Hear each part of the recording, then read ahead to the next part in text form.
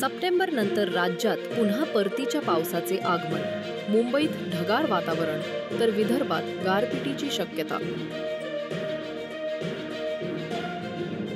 पवित्र पोर्टलद्वारेच शिक्षक भरती, उच्च न्यायालयाचा निर्णय.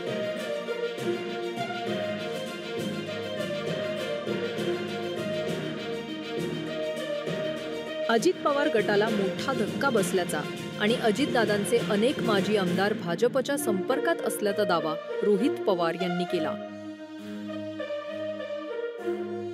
कोणतीही चूक होऊ देऊ नका, असं अजित पवार यांनी आपल्या कार्यकर्त्यांना सांगितलं आहे. पक्ष कार्यालयातील लावणीच्या व्हिडिओवर त्यांनी अप्रत्यक्ष भाष्य केलं. फरशा घेऊन जाणाऱ्या एका ट्रकने 3 वाहनांना धडक दिली. ट्रक चालकाला पोलिसांनी ताब्यात घेतले.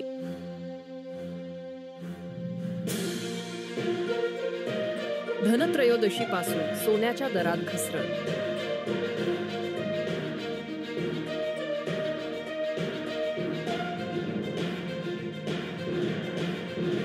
मुख्यमंत्री देवेंद्र फडणवीस यांच्या अध्यक्षतेखालील राज्य मंत्रिमंडळाने विकसित महाराष्ट्र 2047च्या दृष्टी आराखड्याला मंजुरी दिली.